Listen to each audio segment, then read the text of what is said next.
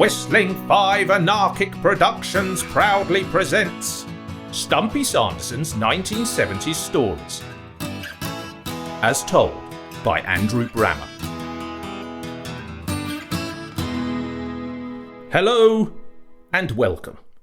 The story you are about to hear is written and told using its original source materials, scribblings and scratchings from the scrawls of Stumpy, found within Stumpy Sanderson's time capsule, which was buried in 1979 and then unearthed in 2019. The story is told in the first person, as I, just like Stumpy, witnessed at first hand the momentous events which it recounts. So let's park up our rally choppers and tomahawks and take a ride back to 1979 for Brookman's Grokhot. One of the strangest legends that still swirls around Dunstable tells of the existence of a strange machine buried deep underground somewhere in the area where Downside meets the foothills of Blows Downs. Is this an urban myth, or part of vivid imaginations? Or does that machine, or as folklore calls it, the Grokhot, really exist? Although hazy and somewhat sketchy in recollection, the following brief account, taken both from Stumpy Sanderson's written time capsule records and from the official documents of those budding school private detectives Wainwright and Singh, will hopefully shed some light on this legend. It was the penultimate week of our first term in the lower sixths, and when, from late October, accounts of strange events involving various unpopular teachers began to reach mine and Stumpy's ears, our curiosity was pricked.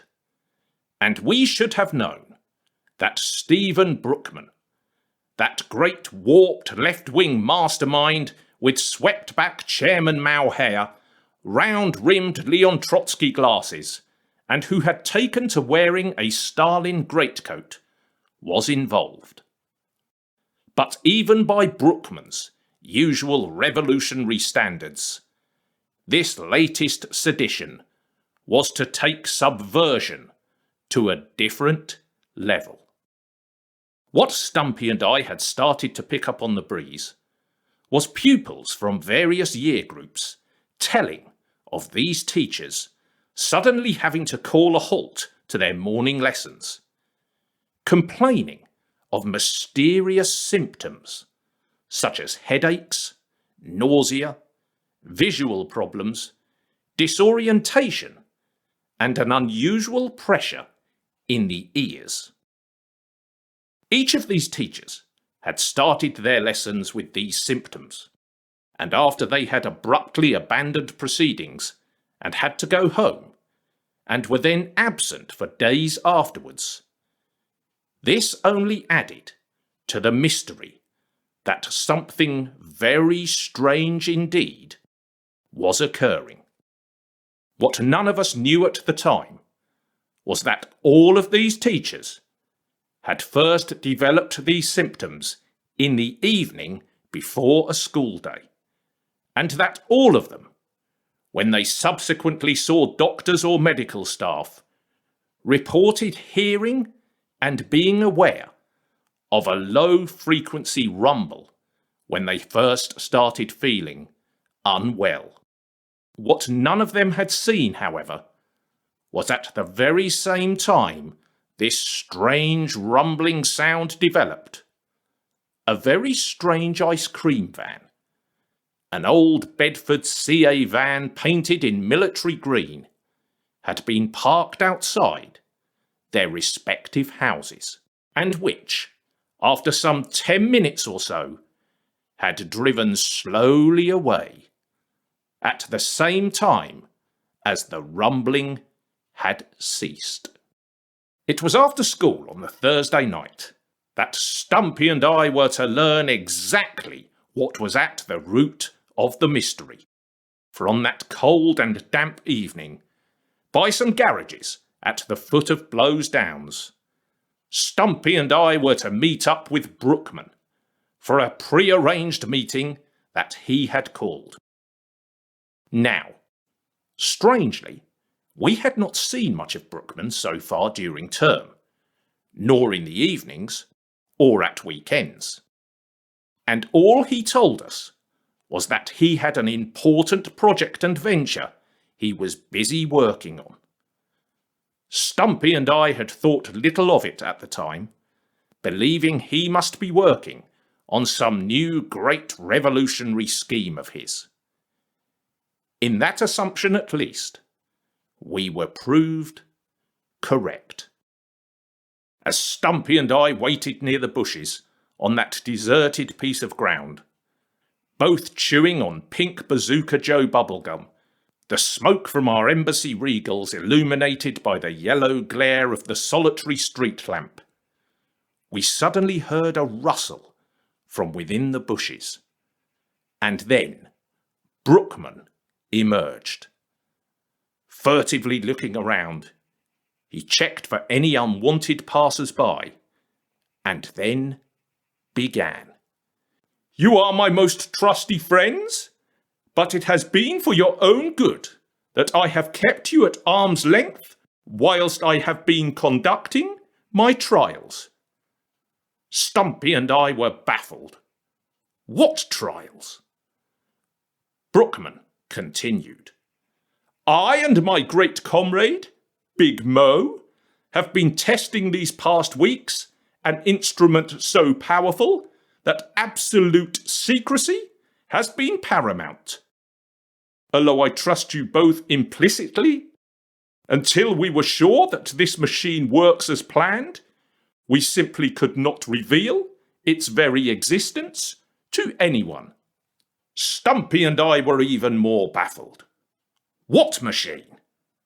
Whatever it was, though, we knew this was going to be something monumental, particularly if Big Mo was involved as well. Big Mo Greenwich, one of the coolest kids around, was a very tall boy with a wide grin and the knowing, deep-set eyes of a radical, set within a long, friendly face, topped off with medium-height afro curls, styled in an immaculate line-up cut. He had only joined our school during fifth form, and, like Brookman, was a committed revolutionary. As soon as Big Mo and Brookman met, they had immediately found common cause.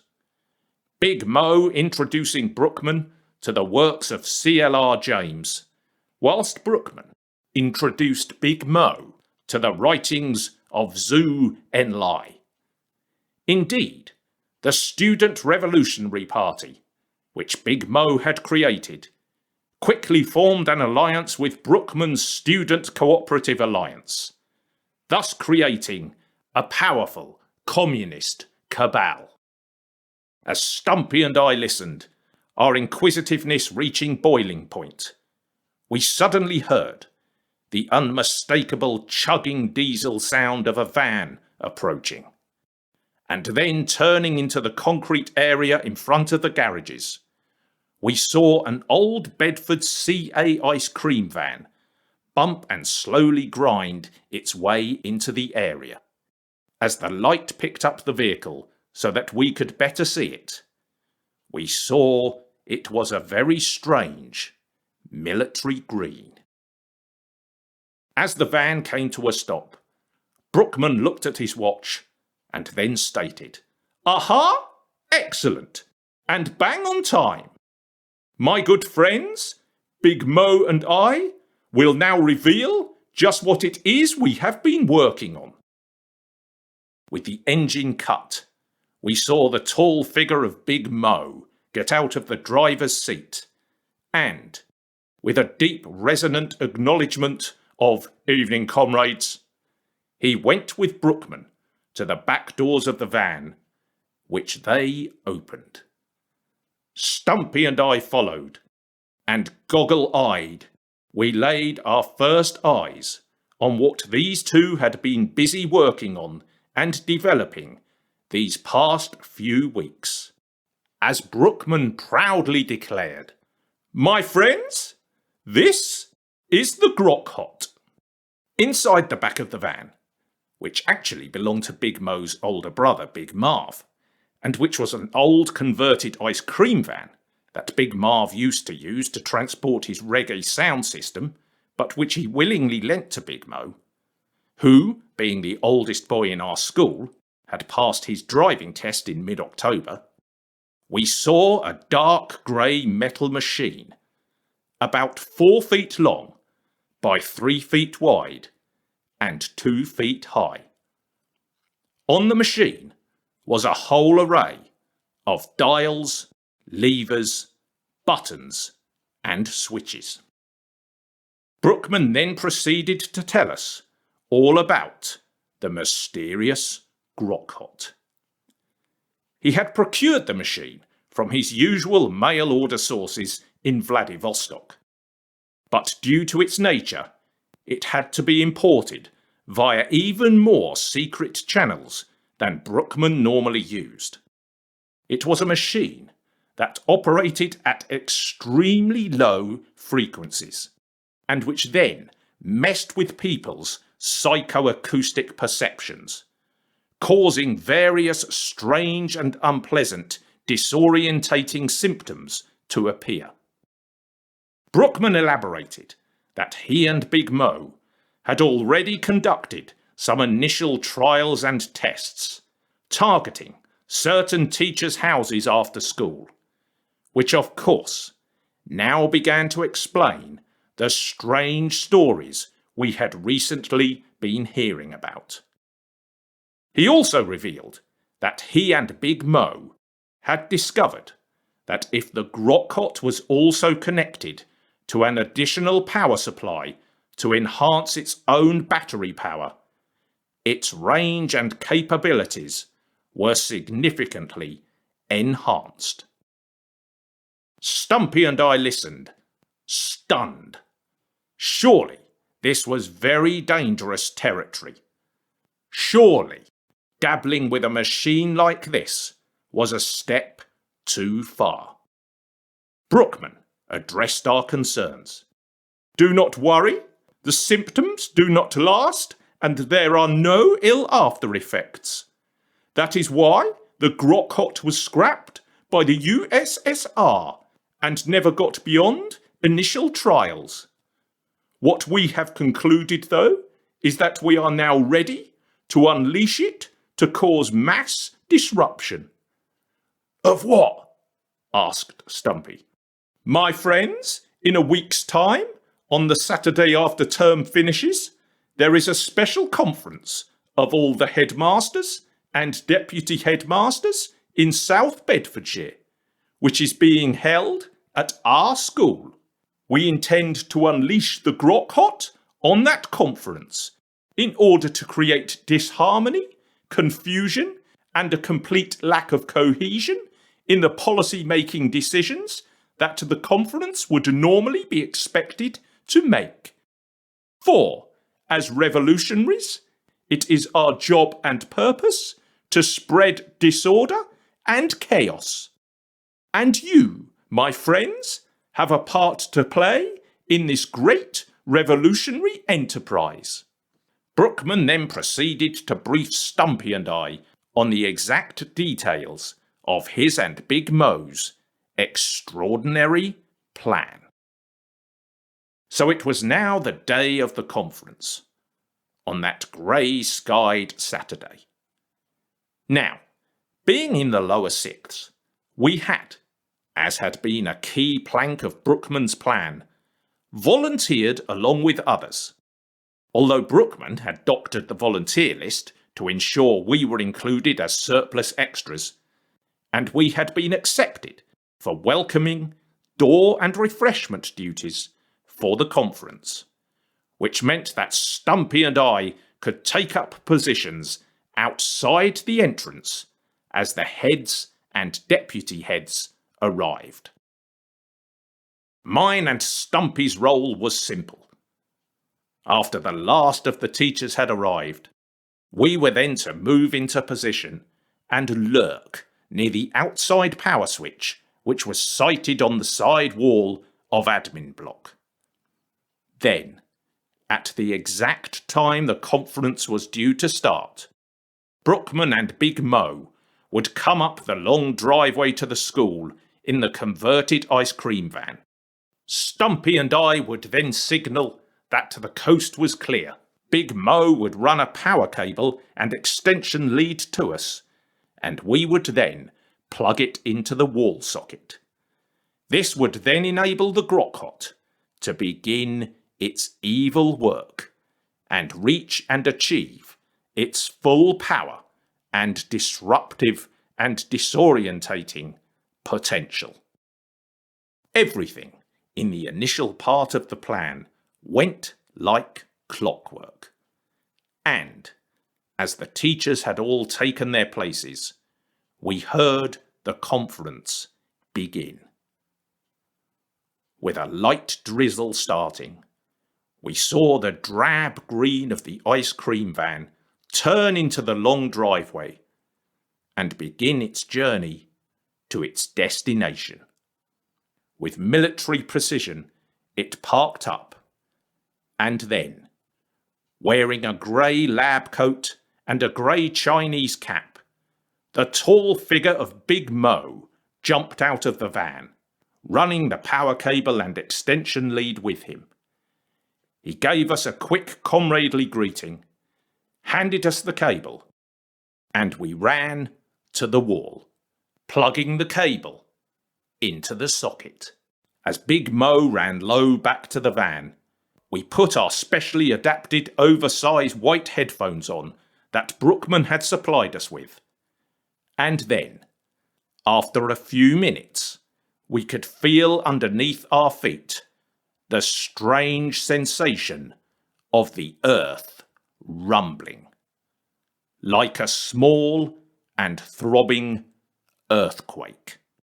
As Stumpy and I stood guard in the rain, the Grokhot had been doing its work for some 10 minutes, and we could only imagine the scene in that van. Brookman and Big Mo in their grey lab coats, busying themselves operating dials and levers, carefully monitoring the gauges, perfecting the Grokhot's ruinous performance. And we could also only imagine the carnage and chaos that would soon be going on inside the hall, although we had been told by Brookman that the full effects of the Grokhot would not become apparent on the assembled masses for some 15 or 20 minutes or so. But then, as Stumpy and I stood there, guarding that power cable, oblivious to any sounds whatsoever due to our headphones, only aware of the light smatter of rain on our heads and faces, and the low and throbbing rumble beneath our feet, round the corner suddenly appeared Mr. Carter, the science teacher, or as we all knew him, Nosy Carter, accompanied by two of the year's cleverest boys, but also busybodies and nosy Parkers in their own right, Simon Wainwright and Vikram Singh, who in later years were to form their own private detective agency, Wainwright and Singh. Both were members of the radio club ran by Mr. Carter, which was a group who met after school and at weekends to make and develop such apparatus and gadgets as transistor radios, crystal radio sets, and other electronic devices. All three of them were wearing headphones, and Wainwright and Singh both had in their hands what looked like tracking devices. Small saucer-sized objects, both fitted with a couple of dials, a homing light, and a small antenna. We then saw them both, deep in concentration, suddenly and simultaneously point the antenna of their contraptions towards the ice cream van, causing the homing lights on their devices to flash at rapid speed. As Stumpy and I had our headphones on, we couldn't hear what they were saying, but clearly saw them mouth the words to Nosy Carter as they looked up and pointed at the old ice cream van. "It's coming from there." And then Nosy Carter turned and saw us. "Aha!" we saw him mouth, firmly gesticulating to us to take our headphones off, which we duly did, whilst he and Wainwright and Singh did the same. Well, well, well, what do we have here? Wainwright and Singh, through their ingenuity, have devised tracking devices to get to the bottom of these mysterious events of the past weeks, tracking down the source of this malevolence to that van from which I see a power cable has been run into this wall socket. You two with headphones on and standing as if on guard. What's going on here? I suspect foul play." Stumpy and I were by then shifting uncomfortably, visibly hopping from foot to foot, looking like we either had ants in our pants or St. Vitus dance, not only because we had been rumbled, but also because, with our headphones off, we knew that shortly we would be exposed to the full effects of the Grokhot. But we needn't have worried about that, for in an instant, Nosy Carter strode over to the power supply, shouted gleefully, "Let's see what happens when we take this out, shall we?" and pulled the plug out from the wall socket. What happened next was astonishing. Nosy Carter pulling the plug out of that socket caused a huge power surge in the Grokhot, something which neither Brookman or Big Mo in that van could have planned for, resulting not only in a sudden massive surge in the rumbling underfoot, but also an instant sonic disturbance of such magnitude that me, Stumpy, Carter, Wainwright and Singh all dropped to our knees as one, putting our hands over our ears, all desperately trying to put our headphones back on. It is important to also state here that we later learned that inside the conference itself, all 100 or so delegates all put their hands to their ears at the same time and fell about in various states of confusion and disorientation. Apparently, it was also later reported and recorded that a strange pulsing and rumbling noise was picked up at the same time on police radios and by local CB radio enthusiasts. Thankfully, the massive sonic shockwaves lasted for just an instant, and they ceased as quickly as they had started. But the power surge's effect on the ice cream van was far more serious. For, to our horror, we saw that a plume of grey smoke was beginning to emit from the van. As our hearing returned, we heard the rasping diesel engine start up, saw Big Mo, a very serious look on his face, swing the van round and head off back up the driveway as fast as he could drive, the plume of thick grey smoke trailing in the van's wake. In the back of the van, unbeknown to us at the time, Brookman, grey lab coat flapping, was frantically working the Grokhot's dials and levers, desperately trying to switch the overheating and smoking machine off, which was running on its now massively overcharged internal power supply. As the van travelled at speed into the near distance, we saw it screech through the school gates, swing left up the hill, and then immediately swing a sharp left again and career back in our direction, but this time parallel to the school along the bottom of the downs. As we all looked on stunned, we watched transfixed as the van disappeared behind the trees, headed towards Downside, heavy trails of smoke following in its wake. At the various inquests and inquiries that were held, even with Carter, Wainwright's and Singh's evidence and findings, nothing could be pinned on Stumpy and me, both of us playing our stories and explanations with a straight bat, and we escaped any punishment. Later on, Her Majesty's Constabulary and a mysterious chap from London asked some vague questions to Brookman and Big Mo, but they feigned complete innocence of any knowledge of sonic disturbances or ex-Soviet surplus KGB equipment. As for the Grokhot itself, Big Mo had managed to get the van back to the foothills of the Downs by the block of garages at Downside. But even though he and Brookman had somehow managed to stop it smoking, the Grokhot had continued to uncontrollably heat, and turning first a scorching orange, then red, and then white, it turned so hot it fell through the floor of the van, dropping onto the concrete in front of the garages, and then burning its way through. It dropped through the ground and scorched its way deeper and deeper towards the Earth's core.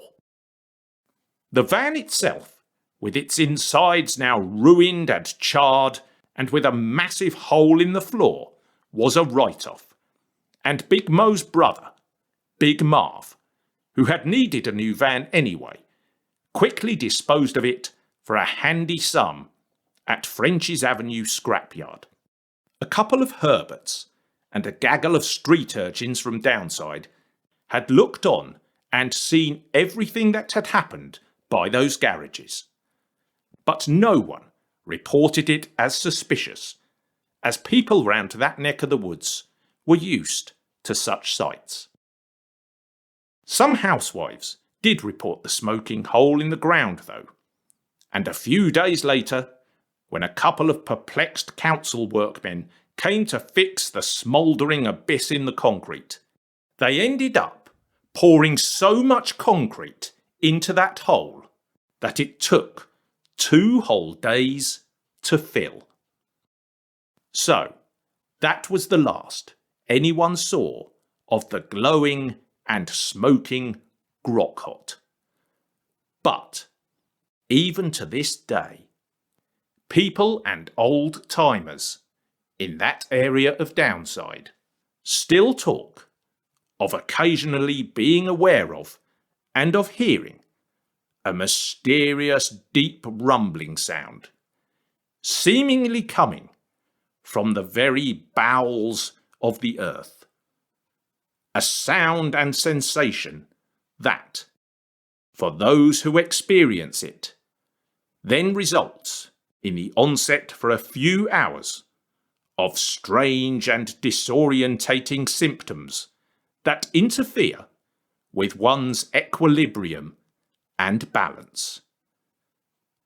And, for those who do believe, like the manna machine of old, the Grokhot hides somewhere deep in the depths, beneath that part of Dunstable, waiting and biding its time.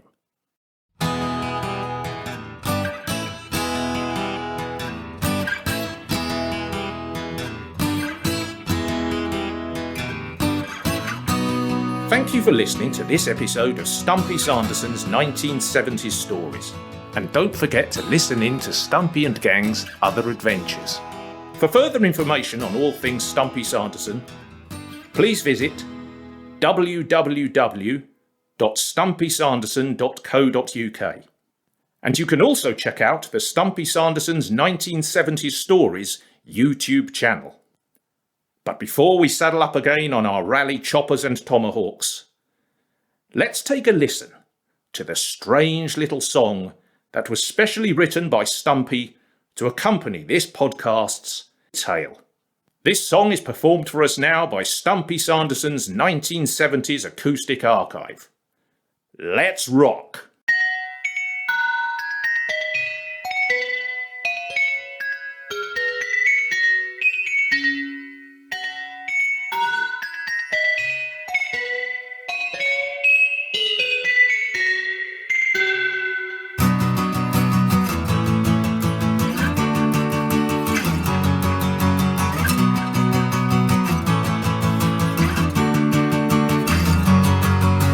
A very strange ice cream van trundled round the streets. It parked in its destinations and its weapon did unleash. Listen to the Grokhot and its rumbling underfoot. Listen to the Grokhot, headaches will ensue. The brainchild of Stephen Brookman and his scientific formulae, and Big Mo his accomplice, whose brothers than they drove. Listen to the Grokhot and its rumbling underfoot. Listen to the Grokhot, nausea will ensue. It came from Vladivostok, surplus KGB, weaponized by the GRU and East Germany's Stasi. Listen to the Grokhot and its rumbling underfoot. Listen to the Grokhot, disorientation will ensue. Grokhot, Grokhot, Grokhot, Grokhot, Grokhot. Mysterious delivery from Vladivostok. Grokhot, Grokhot. Mysterious delivery from Vladivostok. Grokhot, Mysterious delivery from Vladivostok. Grokhot, Mysterious delivery from Vladivostok. Grokhot, Mysterious delivery from Vladivostok.